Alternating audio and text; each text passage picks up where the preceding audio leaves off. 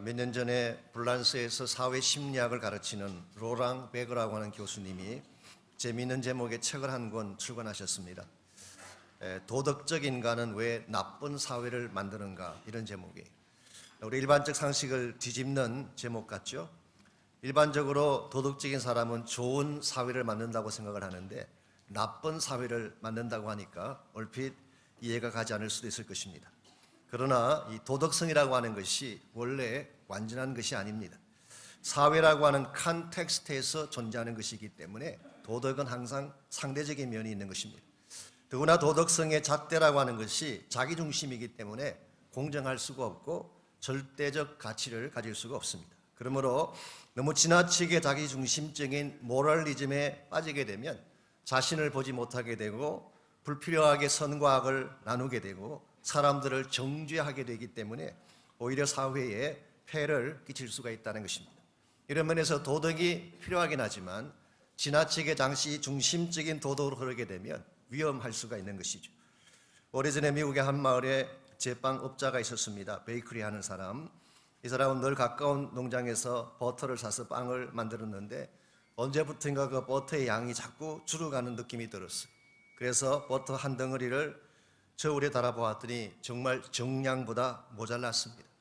화가 난 이 제빵업자가 농장 주인을 정직하지 못하다고 법정에 고소를 했습니다. 법정에 선 농장 주인에게 판사가 물었습니다. 왜 그랬냐 그랬더니 자기는 정량을 줄인 적이 없다는 것입니다. 정확하게称량해서 만들었기 때문에. 판사가 묻습니다. 어떻게 측정을 했냐 그랬더니 간단하대요.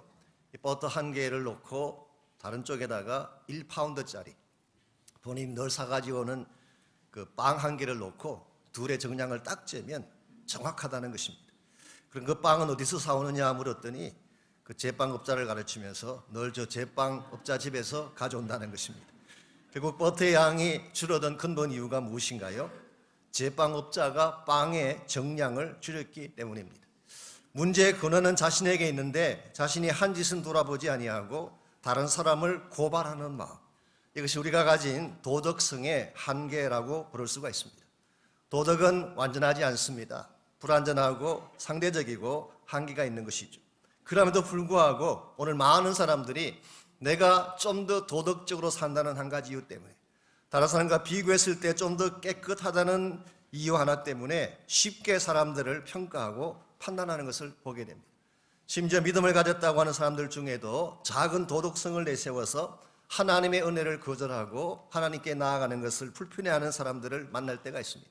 이것은 대단히 위험하고 잘못된 삶의 자세가 아닐 수 없습니다.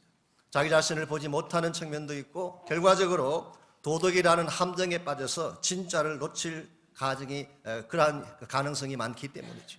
이런 면에서 우리가 신앙생활 살아가면서 경계해야 될 것 중에 하나가 도덕적 우월성에 빠지는 것입니다. 이것은 하나님도 제대로 보지 못하게 하고 인간관계도 해칠 수 있는 굉장히 위험한 면이 있는 것입니다. 이런 면에서 도덕적인 것이 필요하긴 하지만 도덕성의 우월감에 빠지지 아니하고 하나님이 기뻐하시는 바른 자세로 살아가려면 과연 무엇이 필요할까? 오늘 같이 봉독한 이 본문을 통해서 이것을 함께 정리해 보려고 합니다. 오늘 같이 읽은 본문에 보시면은 도덕적 우월성의 위험에 대해서 사도 바울이 엄중한 그런 논리로 경고의 메시지를 기록하고 있습니다. 먼저 1절 말씀 보시면 그러므로 남을 판단하는 사람아, 여기서 그러므로라고 하는 접속사는 일반적으로는 앞에 있는 것을 받는 결과를 나타내는 접속사지만 오늘 본문의 경우는 다릅니다. 새로운 주제로 넘어가기 위한 전환을 위한 접속사입니다. 즉 바울이 지금까지 무엇인가를 이야기해온 후에 그 다음 주제로 넘어가기 위해서 그러므로라고 한 것입니다. 그렇다면 앞에서 바울이 어떤 주제를 다루었나요? 지난주에 함께 다루었던 이방인의 죄를 다루었습니다. 1장 18절부터 32절까지 아주 디테일하게 사도 바울은 그 당시 이방 사회에 만연했던 죄악들, 이방인들이 짓고 있는 아주 저급하고 문란한 죄악들을 일일이 나열하고 지적을 했습니다. 특별히 1장 24절에서 31절까지를 보게 되면 혐오스럽다고 할 정도의 죄악들이 있었어요. 24절에는 성적 문란에 대한 죄를 지적했죠. 26절과 27절에서는 성적 도착 증세를 지적했습니다. 소위 말하는 동성애에 대한 비판을 했습니다. 어떤 분들은 동성애라고 하는 것이 인권에 대한 문제라고 이야기하지만 그것은 속임수입니다. 인권과 아무 상관이 없습니다. 이것은 하나님의 창조짓을 깨뜨리는 죄악인 것입니다. 그것이 얼마나 혐오스러웠으면 하나님께서 이와 같은 죄를 짓는 자들을 내버려 두시겠다. God gave up. 하나님의 포기 선언까지 하셨겠어요. 더구나 29절에서 31절에 보면은 21가지의 죄악들이 나열되어 있는데 한 가지 한 가지가 얼마나 비참하고 더러운지, 이와 같이 이방인들이 범했던 죄악들, 여기에 대해서는 누구도 논란의 여지를 갖지 않습니다. 이방인들이 죄인이다, 이와 같은 죄를 짓는 사람들이 하나님의 심판을 받아야 한다, 여기에 대해서는 누구도 이 일을 제기하지 않습니다. 그런데 오늘 본문으로 넘어오면서 남을 판단하는 사람들의 케이스가 나옵니다. 여기서 남을 판단하는 자들이 누구를 지칭하는 것일까? 어떤 성경 주석가는 유태인을 말하는 것이다 그렇게 설명하기도 하지만 존 캘빈이나 존 머레이 같은 분들은 좀 다르게 보았어요. 도덕가를 지칭한다고 해석을 했습니다. 물론 유대인을 포함할 수는 있겠지만 그들이 유대인이든 헬라이든 상관하지 아니하고 지도층에 있는, 가르치는 위치에 있는 도덕적인 것을 강조하는 사람들, 그 사람들은 오늘 본문에서는 판단하는 사람들이라고 설명을 했습니다. 앞서 말씀드린 처참한 죄악을 범했던 이방인들이 심판받아야 한다는 것에 대해서는 누구도 이를 제기하지 않습니다만은, 그렇다면 오늘 본문에 등장하고 있는 이 도덕적인 사람들에 대해서는 어떻게 다루어야 될까요? 오늘 사도 바울은 앞서 말씀드렸던 이방인들이나 오늘 본문에 소개되고 있는 도덕가들이나 동일하게 둘 다 죄인인 것을 선포하고 있습니다. 어쩌면 우리의 상식에 좀 맞지 않을지 모르겠어요. 아니 그래도 이 추악한 죄를 지은 사람들하고 그래도 좀 깨끗하게 성결하게 윤리적으로 산 사람하고는 구별을 해줘야지 어떻게 둘 다 똑같이 죄인 취급을 할 수 있을까? 그렇게 반문하실지 모르겠습니다만은 3절 말씀 한번 보시기 바랍니다. 이런 일을 행하는 자를 판단하고도 같은 일을 행하는 사람아 내가 하나님의 심판을 피할 줄로 생각하느냐. 여기서 왜 도덕가이든 이방인이든 동일하게 심판의 대상인가? 두 가지 이유를 소개하고 있습니다. 첫 번째 이유는 이 사람들도 똑같은 죄를 행하기 때문에 겉으로는 도덕을 강조하지만 외형상으로는 도덕이라는 아름다운 옷을 입고 살아가지만 그들의 내면을 들여다보게 되면 공개된 죄인보다 더 추악한 죄를 그들도 짓고 있기 때문에, 여러분, 인간의 눈은 속일 수 있습니다. 우리가 잘 프리텐더하고 위장하면 속일 수 있을지 모르겠습니다만은 하나님은 속일 수가 없어요. 하나님의 관점에서 보았을 때에 도덕가라고 하는 사람들 실제 내용을 들여다보니까 우리가 외형상 죄인으로 취급하는 자들보다 훨씬 더 악하고 더럽다는 사실을 지적한 것입니다. 그래서 친절한 금자씨가 너나 잘하세요 그렇게 이야기한 것입니다. 정말 그 감옥에 있는 사람들, 이 사람들을 죄인 취급하는데 오히려 그들을 가두었던 사람들이 더 악한 사실을 고발하면서 당신이나 잘하세요. 오늘 사람들 가운데 많은 분들이 자기 자신이 얼마나 더러운지를 모르기 때문에 스스로 속고 스스로 위장하는 경우를 흔히 볼 수가 있습니다. 그래서 바울은 도덕가이든 이방인이든 똑같이 죄인이다. 두 번째 이유는 하나님의 공의 때문입니다. 어떤 사람이든지 다 하나님의 심판대 앞에 서야 되는데 그때 하나님의 공의 앞에서 과연 합당한 자가 있을까요? 조금 더 도덕적이다, 덜 도덕적이다, 이것이 어떤 큰 디퍼런스를 만들까요? 하나님의 공의에 모자라기는 마찬가지인 것입니다. 예를 들어서 학교에서 학생이 구구단 시험을 쳤습니다. 7 곱하기 8이 얼마냐 그렇게 질문을 던졌더니 한 학생은 54라고 적었어요. 또 다른 학생은 40이라고 적었습니다. 이것을 본 선생님이 둘 다 빵점을 주었어요. 그랬더니 54라고 적은 학생이 항의를 했습니다. 아니 나는 둘밖에 안 틀렸는데 어떻게 16이나 틀린 학생하고 나를 똑같이 취급하느냐, 차등을 해야 되는 거 아니냐 그렇게 항의를 했어요. 여러분, 이 항의가 정당한가요? 선생님이 안 표했습니까? 아닙니다. 틀렸다는 면에서는 똑같은 것입니다. 둘을 틀렸건 16을 틀렸건 틀린 것은 마찬가지인 것입니다. 오늘 하나님의 공의라고 하는 그 잣대 앞에 서게 되면 도덕가이든 비도덕가이든 좀 더 잘나는 사람이든 못난 사람이든 둘 다 똑같이 모자라는 것입니다. 그래서 로마서 3장 23절은 분명하게 선포합니다. 모든 사람이 죄를 범하였음에 하나님의 영광에 이르지 못했다. 모든 사람이 all have sinned and fall short of the glory of God. 하나님의 영광에 다 모자랐다고 선포합니다. 이런 면에서 우리에게 주어진 도덕성, 때로는 필요하긴 하지만 이 도덕성이 모든 것인 양 생각하고 도덕적 우월감에 빠져서 진실로 하나님께로 나아가야 될 믿음을 포기한다면 이것은 잘못된 선택이고 어리석은 선택이 아닐 수 없습니다. 오늘날 이 땅을 살아가는 사람들 중에 남들보다 조금 더 도덕적이라는 이유 때문에 복음을 거절하는 사람들 많이 있어요. 교회 다니는 사람들의 악을 지적하면서 나는 그들보다 낫다, 이 한 가지 이유 때문에 십자가 앞에 나오는 것을 부인하는 사람들이 많습니다. 심지어 교회에 나오고 있는 사람들 가운데도 내가 좀 더 영적으로 깨끗하다, 다른 사람보다 조금 더 신령하다, 이와 같은 영적인 우월감 때문에 쉽게 형제를 판단하고 정죄하고 하나님의 보좌 앞에 나가지 않는 이와 같은 크리스찬들을 흔히 볼 수가 있습니다. 우리 마음속에 자리 잡고 있는 이와 같은 도덕적, 영적인 우월감을 깨뜨리지 아니하면 정말 하나님이 우리에게 주기를 원하는 은혜를 소유할 수가 없습니다. 이런 면에서 눈에 보이진 않지만 하나님과 우리 사이를 가로막고 있는 이 도덕성의 우월감, 영성의 우월감, 이것을 깨뜨려야지 진실로 하나님의 은혜를 누릴 수 있고 하나님의 보좌를 향해 나갈 수가 있는 것입니다. 어떻게 할 때에 우리 마음을 가로막고 있는 영적, 도덕적 우월감을 깨뜨리고 정말 하나님의 은총 앞에 바른 자세로 나아갈 수가 있을까요? 오늘 같이 읽은 본문에 보시면은 심판을 넘어서 하나님의 은혜로 나아가는데 꼭 필요한 세 가지 스텝이 오늘 본문에 소개되고 있습니다.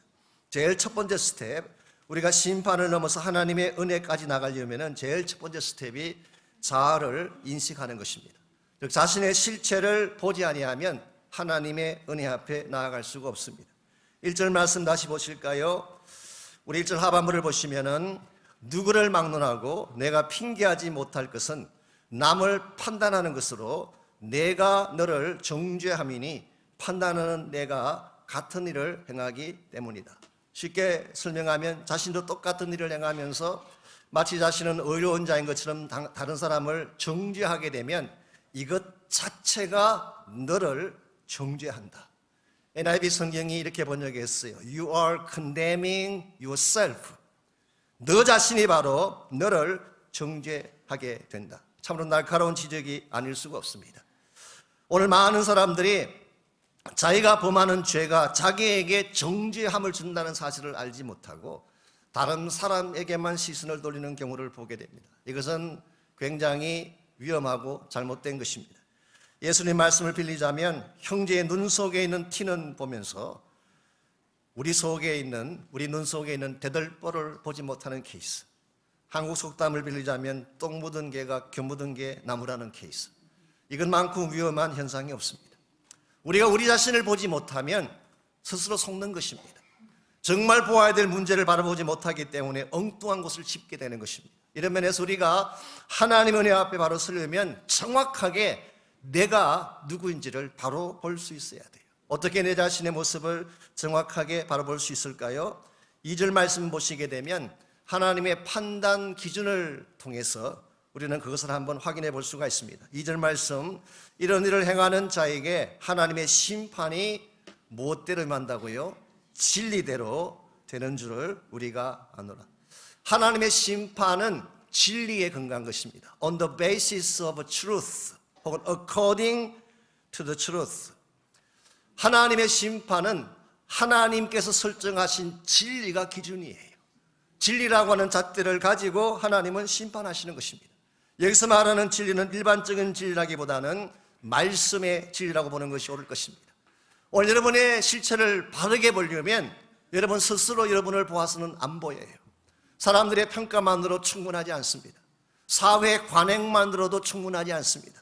말씀이라고 하는 절대적 거울 앞에 설 때 적나라하게 내가 누구인지를 보게 되는 것입니다.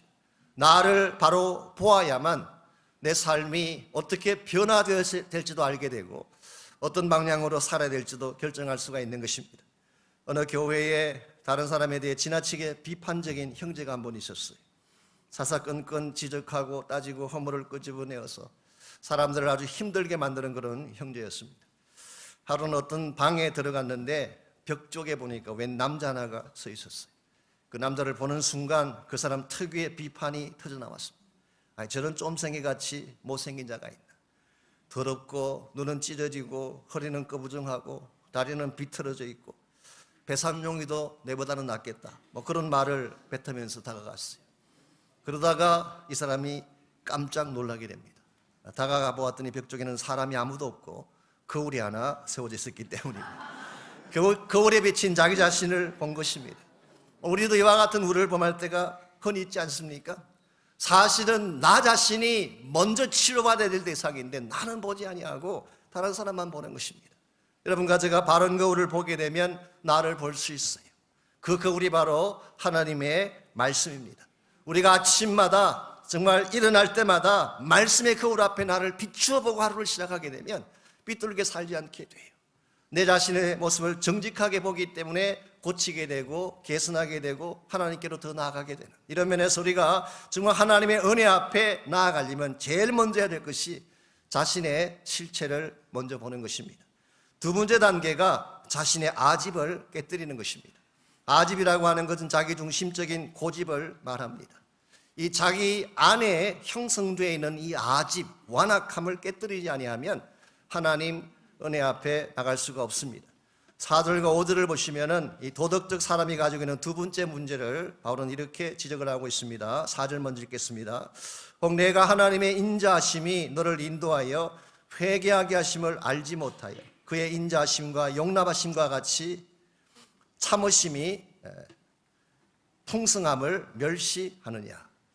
이 말의 뜻은 하나님은 너가 회개하도록 돌아오기 위해서 참으시고 기다리시고 사랑을 베푸시고 긍휼을 베푸시는데 너는 마치 그것이 필요 없다는 듯이 멸시하느냐, 그런 뜻이에요.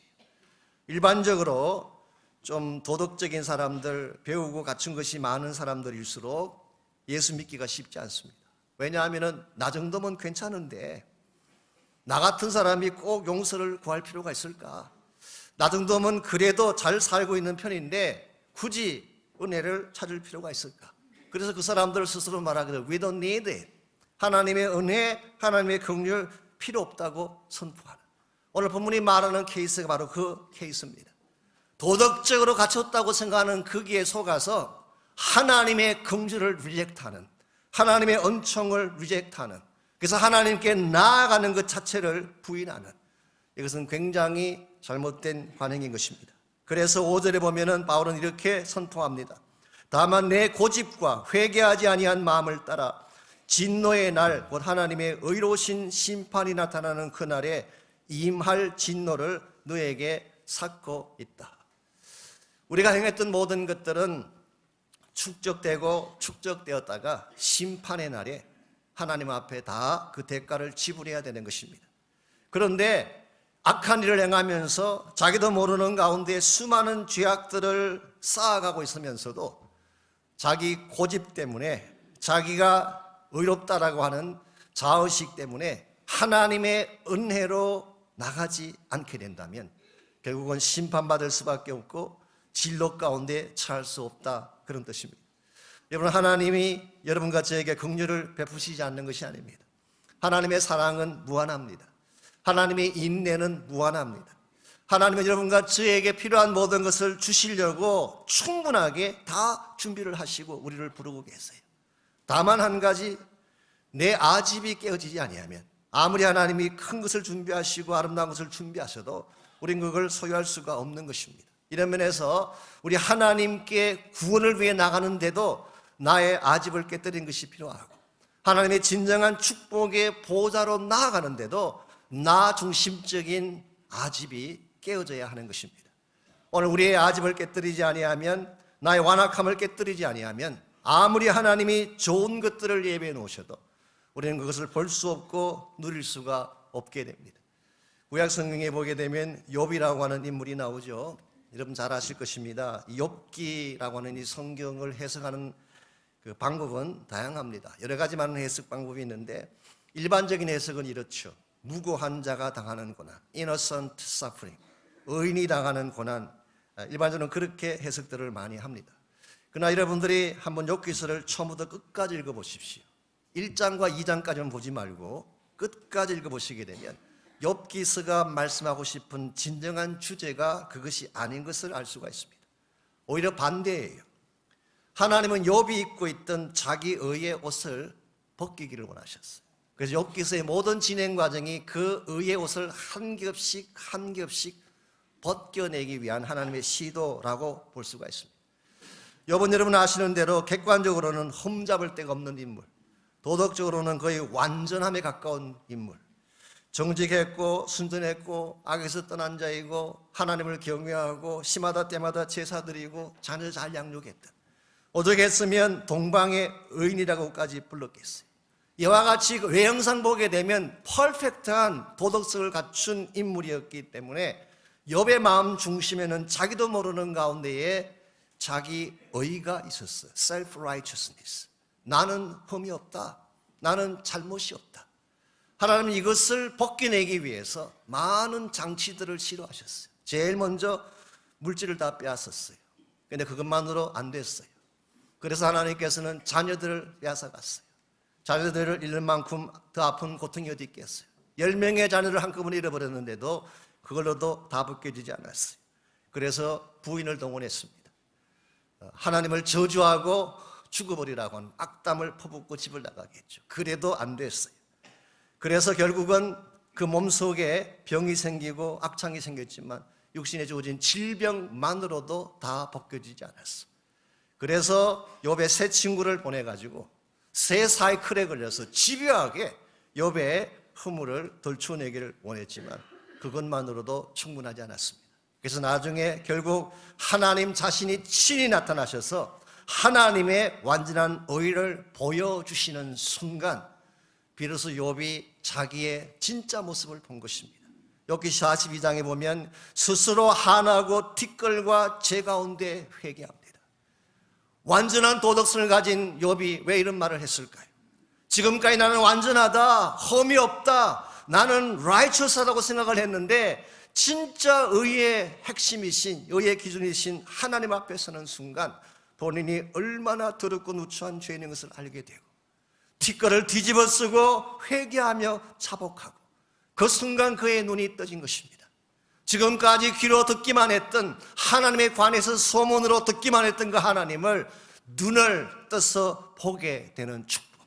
이 순간 그가 하나님을 보게 되고 영안이 떠지게 된 것입니다. 더 놀라운 사실은 이와 같은 체험이 끝난 후에 성경 기록에 하면 하나님이 욥에게 갑절의 축복을 주셨다고 했어요. 여러분 진정 하나님의 복 받기를 원하세요? 하나님이 여러분과 저를 위해 예배하신 참된 차원의 축복을 누리기를 원하십니까? 하나님을 만나고 경험하고 그 창대한 은혜 가운데 거하기를 원하십니까? 그걸 원하신다면 나라고 하는 내가 지금까지 강조해왔던 의의 옷을 깨뜨려야 돼요. 아집을 깨뜨리고 정말 나는 아무것도 아닙니다. 하나님 앞에 죄인입니다. 하나님 내 자아를 깨뜨려 주십시오. 주님의 은혜의 보좌를 붙잡는 강력한 의지가 있을 때 여러분의 인생은 변할 수가 있고 하나님의 은총 앞에 나아갈 수가 있습니다.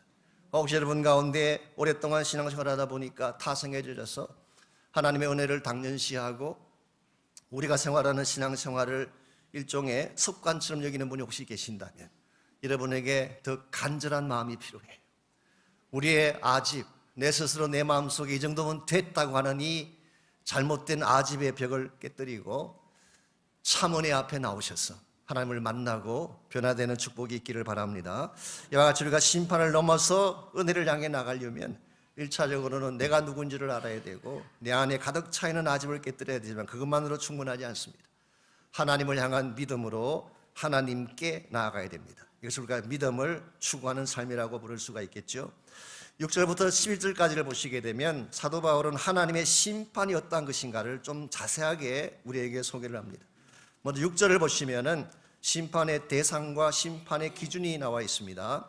하나님께서 각 사람에게 그 행한 대로 보응하시되 그랬어요. 심판의 대상은 누구일까요? 각 사람, 모든 사람을 말합니다. 그러나 모든 사람을 말하되 도매금으로 한꺼번에 심판하는 것이 아니라 individually 한 사람 한 사람씩 각각 계시대로 심판하세요. 심판의 기준은 뭘까요? 그 행한 대로라고 했어요. 여러분과 제가 행했던 행위 그대로 하나님은 전부 다 기록해 놓았다가 마지막 날 행한 그대로 갚으시고 보응하시는 것입니다. 만일 하나님이 우리 행위를 따라 심판하신다면 괜찮을 분 혹시 계세요? 아무도 없습니다. 우리 행함 가운데 얼마나 잘못되고 악한 것이 많아요.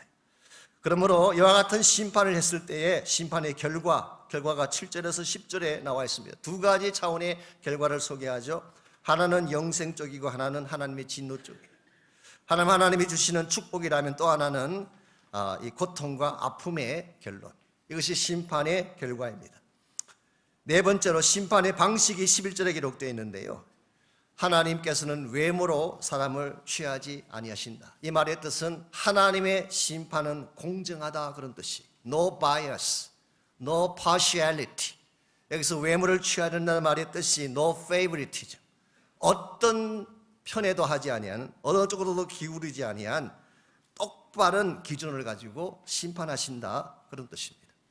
만일 하나님께서 여러분 한 분 한 분을 각자 지금까지 살아온 모든 삶의 자체를 다 총동원해서 행한 그대로 갚으시고 심판하신다면 그 심판 앞에 설 수 있는 자가 있을까요? 아무도 없습니다.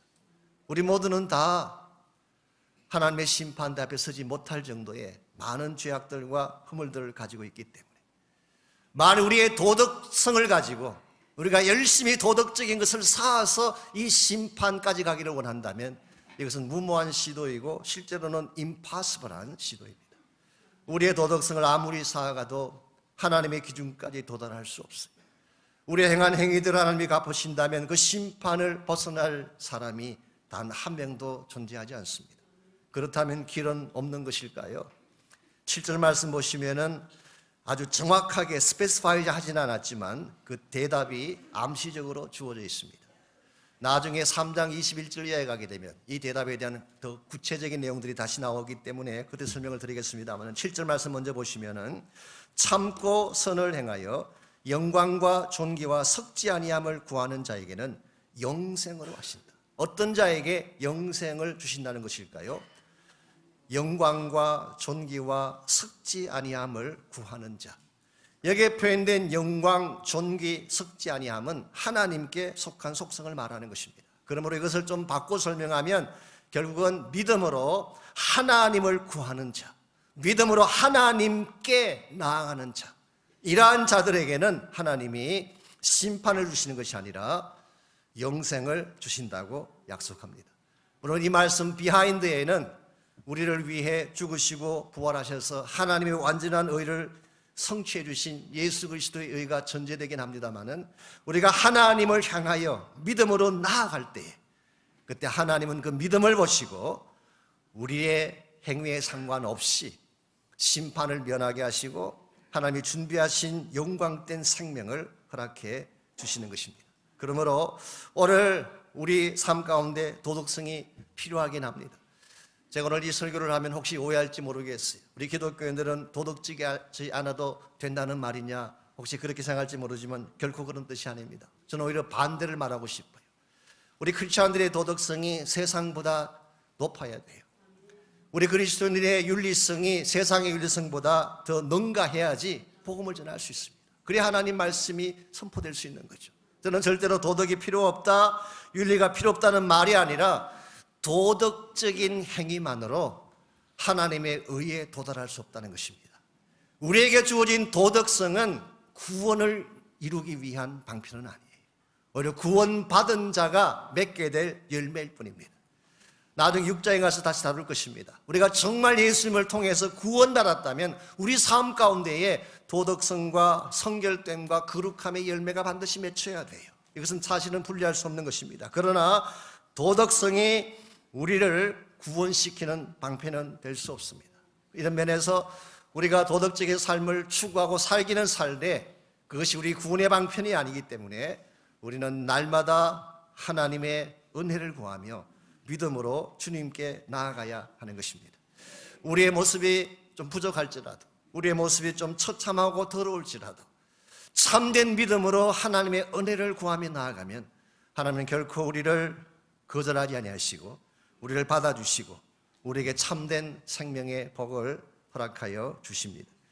오래전에 D.L. 무디 선생님이 시카고에서 집회를 하셨는데 그 복음 집회가 끝난 후에 한 사람이 무디를 찾아왔습니다.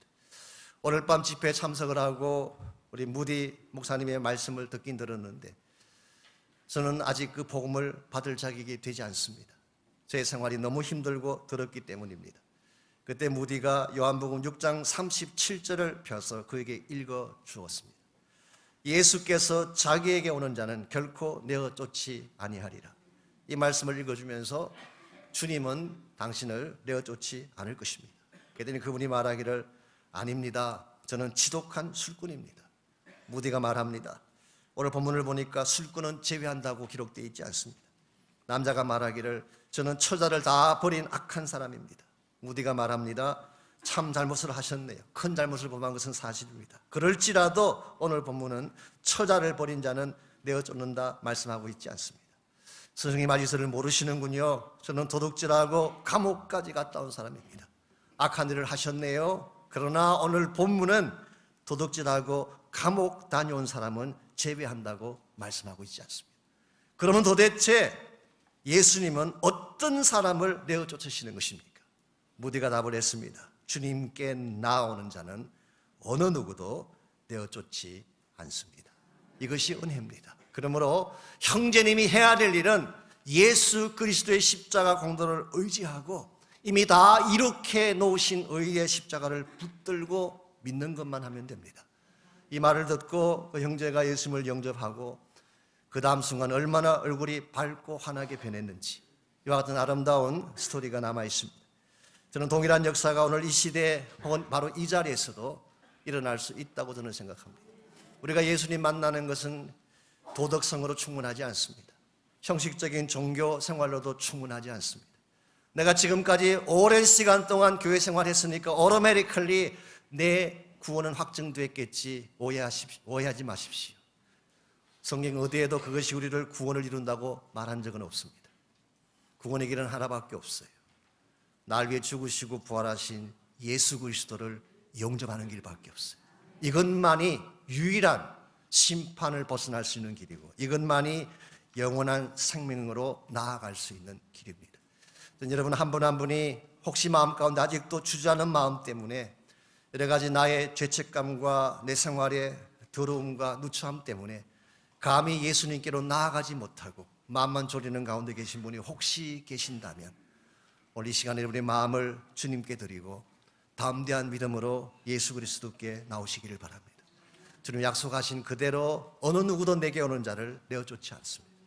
받아주시고 고쳐주시고 새롭게 하셔서 참 영생과 생명 가운데 살게 하실 것입니다. 혹시 여러분 가운데 자신의 의의 도취가 되어서 본인이 지금까지 살아왔던 도덕성의 도취가 되어서 하나님 은혜에 대한 갈망이 식은 분이 혹시 계신가요? 여러분 자아를 깨뜨리시기 바랍니다.